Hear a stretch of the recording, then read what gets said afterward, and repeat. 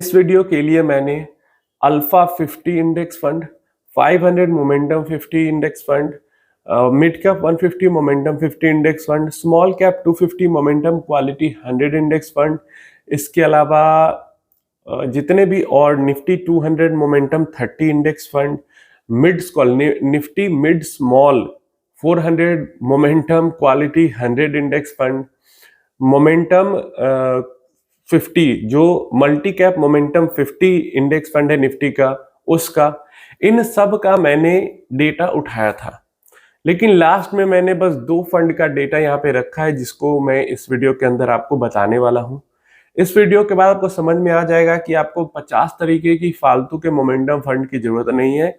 इन 2 बस momentum fund को आप पोर्टफोलियो में रख लेते हैं। तो जैसे सबसे पहले हम स्टार्ट करते हैं। अभी देखो स्मॉल कैप में प्रॉपर मोमेंटम फंड है नहीं, मोमेंटम क्वालिटी ही है। तो एग्जांपल के लिए हम यहाँ पे ले रहे हैं Nifty small cap 250 momentum quality 100 total return index का परफॉर्मेंस ले रहे हैं हम। तो यहाँ पे अगर आप देखोगे तो जो इनका बेंचमार्क डेट है जब से ये स्टार्ट हुआ है वो है 1 अप्रैल 2005 और लॉन्च जो हुआ है ये इंडेक्स वो हुआ है 2023 में। साल में 2 बार रीबैलेंस होता है, 100 स्टॉक्स का इंडेक्स है। अब इसका परफॉर्मेंस मैं आपको पहले बता देता हूं। तो इसका जो क्वार्टर टिल डेट जो रहा है परफॉर्मेंस वो रहा है 2% का। ईयर टिल डेट जो परफॉर्मेंस रहा है वो निगेटिव में 8% का रहा है। टोटल रिटर्न की बात कर रहे हैं। इसके अलावा 1 ईयर में निगेटिव 10% अप्रॉक्स, 5 इयर्स में positive 26% plus and since Inception 22% plus का रिटर्न रहा है। प्रेजेंट टाइम पे इनका जो पी है वो 28 का है और डिविडेंड लगभग 1% का है, इसीलिए मैंने टोटल रिटर्न की बात की। डिविडेंड हटा दोगे तो 1% का अंतर आ जाएगा। जो बीटा है वो शॉर्ट टर्म में इवन 5 इयर्स में ऑलमोस्ट निफ्टी के बराबर है, उसके आगे जाते हैं तो कम हो जाता है, बीटा वॉलेटिलिटी कम हो जाती है। 5 साल से ऊपर अगर इन्वेस्टेड रहते हैं इस फंड के अंदर भी तो वॉलेटिलिटी कम हो जाती है। अब देखो जैसे इसमें जो लॉन्ग टर्म परफॉर्मेंस दिख रहा है 2005 से अभी तक का 22 का, अब ये तब है जब हम देखेंगे कि पिछले 2005 से अभी तक कितने सारे क्रैशेस आए हैं। 2008 का क्रैश आया, 2020 का क्रैश आया, 2 बड़े छोटे तो बहुत सारे हैं। उसके अलावा पिछले 1-1.5 साल से लगभग जो रिटर्न्स हैं वो जीरो है ऑलमोस्ट। यहाँ पे भी देख सकते हो 1 साल का रिटर्न निगेटिव में है 10%, समझ रहे हो। निगेटिव में 10% 1 ईयर का रिटर्न है, फिर भी 20 इयर्स का जो रिटर्न है वो 22 है। तो ऐसे में हमें समझना क्या है कि ये जो इंडेक्स है, इसके बाद जो मैं इंडेक्स की बात करूंगा वो तो फिर सुपर है, वो इससे भी ऊपर है।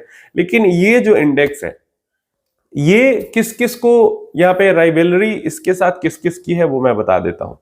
तो 500 मोमेंटम 50 जो इंडेक्स है उसका भी परफॉर्मेंस ऑलमोस्ट सेम आपको दिखेगा, ऑलमोस्ट सेम 500 मोमेंटम 50 का। समझो, बहुत लोग पूछ रहे थे तो ये वीडियो मैं क्लियर ही कर देता हूं। मैं 500 मोमेंटम 50 का ऑलमोस्ट इसी के जैसा सेम यही 20 साल का डेटा दिखेगा आपको। जो 200 मोमेंटम 30 है उसका परफॉर्मेंस इससे आपको खराब दिखेगा, इससे थोड़ा कम परफॉर्मेंस दिखेगा। जो अल्फा 50 फंड है उसका भी परफॉर्मेंस इससे थोड़ा आपको कम दिखेगा, ठीक है। तो 200 मोमेंटम 30, अल्फा 50 का परफॉर्मेंस इससे कम दिखेगा। 500 मोमेंटम 50 का परफॉर्मेंस इसके बराबर दिखेगा। मिड स्मॉल जो 400 है मोमेंटम क्वालिटी 100 इंडेक्स, उसका भी परफॉर्मेंस ऑलमोस्ट इसके आपको बराबर ही दिखेगा। इसीलिए मैंने कहा कि 2 तो छटी जाते हैं, इससे कम परफॉर्मेंस है और ऑब्वियस सी बात है उसके अंदर लार्ज कैप एक्सपोजर उन दोनों के अंदर ज्यादा है तो इस कारण उनकी परफॉर्मेंस इससे कम है। लेकिन जो दूसरे मैंने बताया कि 500 मोमेंटम 50 या मिड स्मॉल 400, तो जब ये फंड उस चीज को पूरा कर दे रहा है तो उन फंड्स को रखने की क्या जरूरत है मुझे। क्लियर सी बात है कि ये फंड जब मुझे पूरा कर दे रहा है तो उस फंड की रखने की जरूरत है नहीं। और ये फंड जब हम रख रहे हैं जैसे 500 मोमेंटम 50, उसमें लार्ज में कितना है, मिड में कितना है, स्मॉल में कितना है, मेरा उस पर कोई कंट्रोल नहीं है। मिड स्मॉल 400 में भी मेरा मिड में कितना है, स्मॉल में कितना है, मेरा कोई कंट्रोल है नहीं। लेकिन ये मैंने रखा है तो स्मॉल कैप में कितना एक्सपोजर देना है ये मेरे कंट्रोल में है। क्लियर है। अब ये थोड़ा सा बेनिफिट है इस फंड का। वैसे 500 मोमेंटम 50 के अंदर करते हैं या मिड स्मॉल 400 के अंदर करते हैं तो ऑलमोस्ट इसी टाइप की परफॉर्मेंस लॉन्ग टर्म में एक्सपेक्ट की जा सकती है, वो बुरे नहीं है। मेरा कहने का बस इतना सा मतलब है कि अगर 10 तरीके का फंड है और वो सेम ही जगह पे, मतलब 10 बस है और वो सेम ही जगह पे पहुंचा रही है, तो 10 में बैठने की कोई जरूरत तो है नहीं, कोई एक में हम बैठ जाएंगे तो वो हमें उस जगह पे पहुंचा देगी। तो सेम चीज यहाँ पे है कि ये 3-4 फंड है, लगभग एक जैसा परफॉर्मेंस है, तो उसमें से कोई एक उठा लेंगे, चारों रखने का तो जरूरत है नहीं। बाकी अलग हमारा नीड है, लाइक कम वॉलेटिलिटी वाला कोई नीड है, कोई क्वालिटी वाला नीड है, तो उसके लिए हम अलग देख सकते हैं। 50 तरीके का मोमेंटम ही भरने की जरूरत पोर्टफोलियो में नहीं है हाई रिटर्न के लिए, अगर लॉन्ग टर्म का गोल है तो भी। अब देखिए ये हो गया, ये ऑलमोस्ट मैंने बता दिया, राइवलरी रखता है अपना 500 मोमेंटम 50 के साथ भी और मिड स्मॉल 400 के साथ भी। अब नेक्स्ट जिस फंड की हम बात करने वाले हैं, जितने भी स्ट्रैटेजी इंडाइसेस हैं प्रेजेंट टाइम पे, इससे ऊपर किसी का परफॉर्मेंस नहीं है 2020 मतलब 20 साल में, 2005 से अभी तक में। ये चीज समझ लो, क्लियर रखना ये।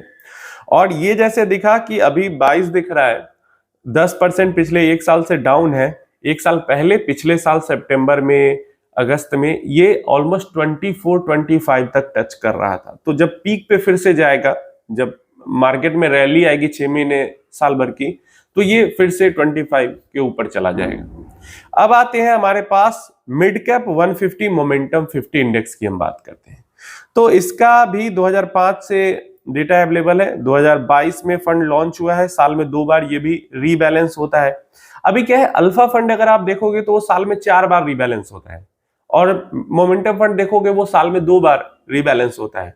लेकिन बहुत लोगों को लगता है कि जो जितना ज्यादा रीबैलेंसिंग करेगा उतना बढ़िया है, लेकिन एक्चुअल में डेटा वो नहीं दिखा पाता है कि जो जितना रीबैलेंस करे वो बढ़िया है।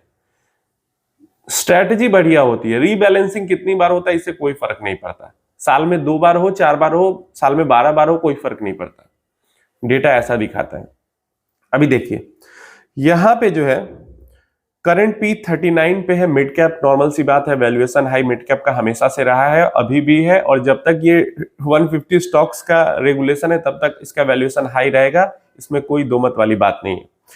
यहाँ पे हमारे पास 0.5% का डिविडेंड यील्ड आ जाता है।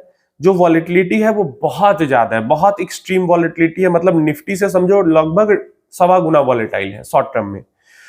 5 इयर्स में भी ऑलमोस्ट निफ्टी के बराबर वॉलेटिलिटी है, और 0.81% की वॉलेटिलिटी लाइक उससे ज्यादा में भी है। तो समझो बाकी सारे मोमेंटम इंडेक्स से या फिर सारे स्ट्रेटेजी इंडेक्स के मुकाबले में सबसे ज्यादा वॉलेटाइल कोई फंड हमें दिखेगा तो ये फंड दिखेगा, जो पास्ट डेटा इसका बता रहा है। स्टैंडर्ड डिविएशन भी 20, 18, 21 है, चलो उसको छोड़ते हैं, आपको परफॉर्मेंस में समझा देता हूं यहाँ पे।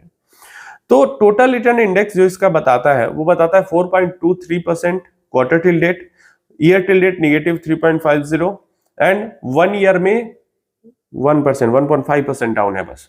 स्मॉल कैप वाला ऑलमोस्ट 10% डाउन था और ये 1.5% डाउन है। क्लियर है?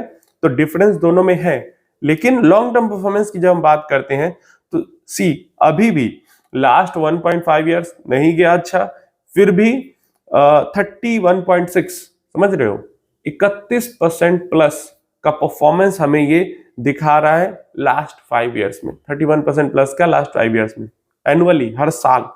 1-1.5 साल अच्छा नहीं गया है, फिर भी ये तो फिर भी रिकवर कर गया है। और सिंस इंसेप्शन देखते हैं तो अभी भी 23.4 दिख रहा है, 2005 से अभी तक का 23.4 दिख रहा है, जो कि अगर हम 1.5 साल 1 साल पहले में लाइक अगस्त में, जुलाई में देखते पिछले साल, तो ये 26 प्लस दिखता था। 26 प्लस, समझ लो, 26% सालाना, हर साल, 20 साल तक, भाई बहुत पैसा हो जाता है। तो इसलिए अभी जब ये वापस रैली आएगी 2 महीने, 4 महीने, 5 महीने, जितनी भी दिन बाद आए, वापस रैली आएगी तो वापस ये ऊपर की तरफ हमें दिखने लगेगा। तो जो हिस्सा हम लॉन्ग टर्म ग्रोथ के लिए दे रहे हैं पोर्टफोलियो का, ठीक है, स्मॉल कैप के अंदर ही हम देते हैं, मिड कैप के अंदर जो देते हैं, तो मिड कैप के अंदर मेरा ओपिनियन, काफी टाइम से ये डेटा आता जा रहा है कि active mid cap funds beat नहीं कर पाते हैं इंडेक्स को। इंडेक्स का परफॉर्मेंस बेटर रहता है, और उस इंडेक्स के परफॉर्मेंस से भी better mid cap momentum index का परफॉर्मेंस हमें देखने को मिल जाता है। भाई अगर ऐसा परफॉर्मेंस ये पास्ट डेटा है, बिल्कुल ये पास्ट डेटा है, कोई गारंटी नहीं है कि ऐसा कुछ फ्यूचर में हो जाएगा, लेकिन बाकी सबका पास डेटा इससे भी बुरा है। तो अगर 15 साल 20 साल का हमारा कोई गोल है तो बाकी इंडेक्स का डेटा तो इससे भी खराब है, इसका डेटा कम से कम बढ़िया तो है पास्ट का। तो हो सकता है फ्यूचर में 26 नहीं भाई 18 मिल जाए, 19 मिल जाए, बहुत है उतने भी। तो अगर वैसी परफॉर्मेंस मिल जाती है तो बस ये दोनों से ऊपर कोई स्ट्रेटेजी इंडाइस नहीं है। अल्फा मोमेंटम सबको मिला लो आप, फिर भी अलग गोल लाइक वैल्यू क्वालिटी का है तो वो डिफरेंट चीज हो जाती है। लेकिन ग्रोथ वाले अपने पोर्टफोलियो की बात करते हैं तो वहां पे ये डेफिनेटली होना चाहिए। एक मिड कैप मोमेंटम तो जरूर होना चाहिए, स्मॉल कैप हो या ना हो। स्मॉल कैप में एक्टिव फंड्स भी चलेंगे, लेकिन मिड कैप में ये इंडेक्स मोमेंटम जरूर होना चाहिए लॉन्ग टर्म पोर्टफोलियो में। उम्मीद है इन्फॉर्मेशन हेल्पफुल होगी। कोई क्वेश्चन क्वेरी है तो नीचे कमेंट बॉक्स में पूछ लेना।